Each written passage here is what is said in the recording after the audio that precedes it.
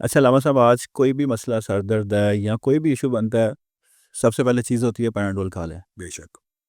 مگر حضور صلی اللہ علیہ وسلم کے دور میں یا صحابہ کے دور میں تو پیناڈول نہیں تھی. وہاں پہ وہ تب وہ حکیم ہوتے تھے، وہ علاج ہوتا تھا. مگر آج کوئی ایسا وظیفہ کہ کوئی بھی چیز بیماری ہے، کوئی جسم درد ہے، سر درد ہے، کہ بندہ وہ فوری پڑھے اور اس کا اثر بھی ہو. ہزاروں ویڈیوز موجود ہیں یوٹیوب پر، لوگ لگاتے ہیں، مگر نیچے لوگوں کے کمنٹس ہوتے ہیں میں نے پڑھی ہے مگر مجھے کوئی اس کا فائدہ نہیں ہوا. تو کوئی آپ کی زندگی کا تجربہ، کوئی ایسا وظیفہ؟ حامد بھائی، بنیادی طور پہ میں آپ کو ایک بات بتاتا ہوں. اگر ہمارا عقیدہ، توکل اور نقطۂ نظر یہ ہو جائے نا کہ اگر سر درد ہوئی ہے، پہلا خیال پیناڈول کا یا ڈسپرین کا نہ آئے، اور اللہ رب العزت کے کلام کا، رسول اللہ صلی اللہ علیہ وسلم کے بتائے گئے وظیفوں کا ہے، تو آپ میرے وظائف کے نیچے بھی لوگوں کے کمنٹس دیکھیں. 90% کمنٹس یہ ہوتے ہیں کہ یہ ہم نے دعا، یہ وظیفہ پڑھا، اس کام کے لیے کام ہو گیا، ہم نے یہ وظیفہ پڑھا، کینسر دور ہو گیا، یہ پڑھا. لیکن اس کا مطلب یہ نہیں ہوتا کہ کینسر کا وظیفہ بتایا تو کینسر ہاسپٹل بند کر دیا جائے. بعض لوگ سمجھتے ہیں شاید اس کا مطلب یہ بھی مغالط ہے. یہ جو آپ نے بات کی ہے نا، حکیم موجود تھے پیناڈول، یہ دوائیوں کا استعمال کرنا، علاج بالغذا یا علاج کیمیکلز کے ذریعے کرنا، یہ بھی سنت نبوی سے ثابت ہے. خود رسول اللہ صلی اللہ علیہ وسلم نے زمزم پینے کو شفا کہا، خود رسول اللہ نے شہد پینے کو شفا کہا، خود کلمنجی. یہ علاج بالغذا نہیں ہے، یہ ایک ریمیڈی، میڈیسن ہے. اور اس کے علاوہ بھی رسول اللہ صلی اللہ علیہ وسلم سے بے شمار حدیث مختلف ثابت ہے. تو میں یہ سمجھتا ہوں کہ جو بندہ اس چیز کو ٹوسٹ کرتا ہے کہ جناب کلام اللہ میں شفا نہیں ہے، وہ بڑا لوگوں کو دھوکہ دیتا ہے. میں یہ سمجھتا ہوں کہ جب انسان کے سارے در بند ہو جائیں، ڈسپرین، پیناڈول، کینسر کی کیموتھراپی بھی بند ہو جائے، تو اللہ کا دروازہ کھلا ہوتا ہو. اور میری زندگی کا آپ ایک پوچھتے، یہاں پہ ہمارے مرکز میں ہر اتوار کو رقیہ شریعہ کیمپ لگتا ہے، تحدیث نعمت کے طور پر فری ہوتا ہے. یہاں پہ اللہ کے فضل و کرم سے کینسر کے مریض شفا یاب ہوئے ہیں 4 سٹیج کے. حتیٰ کہ ڈاکٹر عرفان کیسر کے پاس وہ مریض گیا اور روپے، اور اس نے کہا مجھے نہیں پتا کیسے صحیح ہو گیا. تو سورت فاتحہ 41 مرتبہ پڑھنا فجر کی 2 رکعتوں سے پہلے، یعنی سنتوں کے بعد، فرض نماز کی 2، یعنی فرض نماز سے پہلے پڑھنا، 2 سنتوں کے بعد 41 مرتبہ، یعنی فرض اور سنتوں کے درمیان میں پڑھنا. تو اللہ رب العزت نے 41ویں دن اس کا کینسر بھی دور کر دیا. اور یہ ایک واقعہ نہیں ہے، بلڈ کینسر کا ایک مریض دوست آج بھی زندہ ٹیچر ہے، اس کا دور ہوا. بہت سارے لوگ ٹھیک ہو جاتے ہیں. یہاں پہ اللہ کے فضل و کرم سے ایک عورت آئی تھی ویل چیئر کے اوپر، رقیہ شریعہ. اچھا، یہ بات بھی لوگوں کو دماغ سے نکال دینی چاہیے کہ شاید کسی بندے کی وجہ سے بندہ، ڈوز کا بھی فرق ہوتا ہے. یہ بھی بتاؤں آپ کو، کئی مرتبہ ایک پیناڈول سے آرام نہیں آئے گا، 2 کھائیں گے آ جائے گا. تو وظیفوں کے اندر بھی یہ ہوتا ہے کہ کسی کا مرض زیادہ ہوتا ہے تو اس کو زیادہ دفعہ پڑھنے سے شفا. اللہ کے فضل سے وہ عورت ویل چیئر پہ آئی تھی، چل کے گئی. اور اس طرح کے متعدد واقعہ روزانہ کی بنیاد کے اوپر ہو رہے ہیں. تو میں یہ سمجھتا ہوں کہ لوگوں کو قرآنی علاج، اس کو اسلامی ٹرم اور اسلام میں کہتے ہیں رقیہ شریعہ، اس کی طرف لانے کی ازحد ضرورت ہے. رسول اللہ صلی اللہ علیہ وسلم نے کہا درد ہو تو اعوذ بعزت اللہ و قدرتہ من شر ما اجد واحاذر، بسم اللہ 3 دفعہ پڑھیں، 7 دفعہ پڑھیں، درد ختم ہوگی. اللہ کے رسول نے کہا، یہ مولوی کہہ رہا ہے؟ بتائیں نا، یہ وحی ہے تو ہوگی، اللہ کے فضل سے ہوگی. یہ ہو سکتا ہے کہ آپ کو زیادہ پڑھنا پڑ جائے، لیکن میرا تو اعتقاد اور یقین ہے کہ میں جب بھی یہ پڑھ کے کسی کو درد کے لیے دم کیا، درد دور ہوتی ہے. سورت فاتحہ کے ساتھ دم کیا، شفا ملتی ہے. تو میں یہ لوگوں کو دعوت فکر دیتا ہوں کہ آپ کے چینل کے اوپر، مختلف چینل کے اوپر قرآن کی آیات، حدیث سے جو وظائف ثابت ہیں وہ کریں، اللہ کے فضل و کرم سے فاقہ ہوگا. مگر لوگ جاتے نہیں نا اس طرف، وہ سر درد کرنا ہوگا، نہیں چاہتے. بات یہ ہے، ڈسپرین کھانا آسان ہے، 7 دفعہ سورت فاتحہ پڑھنا پڑھنا وہ مشکل ہے، مشکل ہے. 41 مرتبہ مشکل، بہت مشکل تو نہیں ہے. مگر جو لوگ اس کام میں پڑ جائیں پھر وہ وہی پڑھتے ہیں. اچھا، دوسری بات یہ ہے، ثواب بھی مل رہا ہے. 3 دفعہ قل اللہ پڑھی، قرآن کا ثواب نہیں مل رہا. تو 10 دفعہ پڑھی، جنت میں محل نہیں بن رہا. وہ بھی تو کام ساتھ مد نظر رکھے نا، کہ رسول اللہ صلی اللہ علیہ وسلم نے فرمایا 3 دفعہ قل پڑھو، 3 دفعہ معوذتین پڑھو، یعنی 9 دفعہ آپ نے پڑھنی ہے.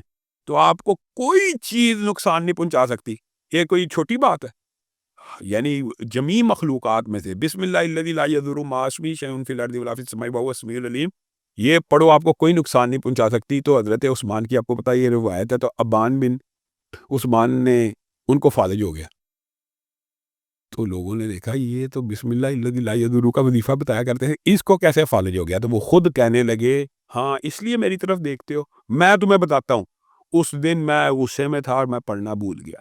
اب یہ اندازہ رہتا ہے. تو یہ تو جو رسول اللہ نے کہہ دیا کہ 3 دفعہ پڑھنے سے صبح پڑھو شام تک کوئی نہیں. شام یہ جتنے وظائف ہیں نا یہ ایک طویل اس کی ایک بڑی لمبی چوڑی لسٹ ہے. 1-2 وظیفوں کی بات نہیں ہے.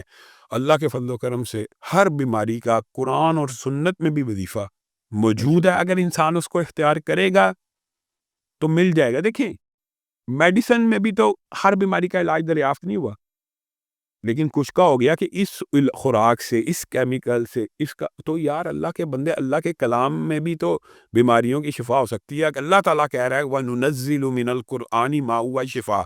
لوگوں کو یہ, لیکن آپ نے اور میں نے تبلیغ کرنی یا اس آپ کے ذریعے بھی اور آپ نے بھی, کہ اللہ کے بندے پڑھنے سے ملنی ہے, لٹکانے سے نہیں ملنی.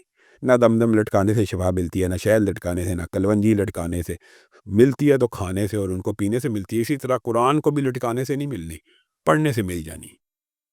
اب کچھ لوگ ہوتے ہیں اس میں مطلب ان کا یہ ہے کہ ہم وظیفے پڑھ کے تھک گئے, ہم نے وظیفے کر کے تھک گئے ہیں, دعائیں ہماری قبول نہیں ہوتی. یہ جو جملہ ہے نا, یہ حمید بھائی یہ رسول اللہ کے دور میں بھی تھا. رسول اللہ نے کہا ہر بندے کی دعا قبول ہوتی ہے مگر اس کی جس نے جلد بازی کی. کہا کس نے جلد بازی کی؟ کہا وہ جس نے کہا میری قبول نہیں ہوتی, میری اللہ نہیں سنتے. اب مجھے ایک بات بتائیں, ایک بندہ کہ میری اللہ نہیں سنتا تو اس کی کس نے سننی ہے پھر بتائیں؟ یہ تو عقیدے کی کمزوری ہے نا. اللہ ہی نہیں سنتا, یہ اللہ نے ہی نہیں سننی تو پھر سننی کس نے ہے؟ یہ تو اس کو اپنے عقیدے کی اثر نو اصلاح کی ضرورت ہے. باقی اگر کوئی بندہ مایوس ہے کہ وہ سمجھتا کہ میرا کام نہیں ہو رہا 5-6 مہینے اس نے کیے ہیں, میں آپ کو ایک بات بتاؤں, اس کو یہ چاہیے کہ وہ اس میں آدم کے وظیفے آپ کے چینل پہ ویڈیوز میں موجود ہیں, اس میں آدم کے وظیفے کرے. اس میں آدم کے 8 جو وظائف ہیں معروف, ویسے تو 12 ان میں سے ایک وظیفہ میں آپ کے پروگرام کی وساطت سے بھی بتاتا ہوں کہ بسم اللہ الرحمن الرحیم الف لام میم اللہ لا الہ الا هو الحی القیوم یا واحد یا ذا الجلال والاکرام. کسی بندے کا کوئی کام نہیں ہو رہا, یہ 313 مرتبہ پڑھ کے دعا کرنا شروع کرے. 313 کے بعد یہ دعا کرنا شروع کرے, اللہ کے فضل و کرم سے کام ہوگا. اور اس وظیفے کے نیچے آپ کمنٹس پڑھ لیں, لاکھوں لوگوں کے کمنٹ ہے کہ کام ہو گیا. ہاں تو پھر مجھے پرسنل ایک بندے نے میسج کیا, اس نے کہا کہ یہ علامہ صاحب سے پوچھ کے بتانا کہ میں نے یہ وظیفہ کیا اور پتہ نہیں کتنے مہینے اس نے بتایا کہ میں اس کو وظیفہ کرتا رہا ہوں. اب اس میں کیا, اس نے کہا میرا کام نہیں ہوا, اب اس میں کیا چیز ہو سکتی ہے؟ اس کا عقیدہ نہیں ٹھیک ہے, کیا یہ بات نہیں. اچھا یہ بات سن, رسول اللہ صلی اللہ علیہ وسلم نے خود ہی بھی یہ بات فرما دی ہے کہ دعا کے 3 نتیجے ہیں.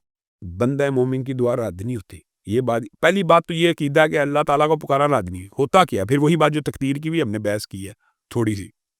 رسول اللہ صلی اللہ علیہ وسلم نے فرمایا اس نے 1 لاکھ مانگا, 1 لاکھ فوری مل گیا. بندے نے کہا میرا کام ہو گیا. اس نے 1 لاکھ مانگا, 1 لاکھ تو نہ ملا, لیکن تقدیر, کتابت تقدیر کے دن لکھا تھا کہ اس کی آنکھ چلی جائے گی, اس کا بازو کٹ جائے گا. اب 1 لاکھ نہ ملا لیکن آنکھ چلی جانی تھی, بازو کٹ جانا تھا, وہ بچ گیا. اب آنکھ اچھی ہے کہ 1 لاکھ اچھا ہے, بازو اچھا ہے کہ 1 لاکھ اچھا ہے, لیکن اس چیز کا انسان کو ادراک اور شعور نہیں ہے. تو اللہ کے فضل و کرم سے جو بندہ اللہ سے مانگتا رہے گا. اچھا یہ بات کا جواب حضرت عمر نے بھی دے دیا پہلے ہی.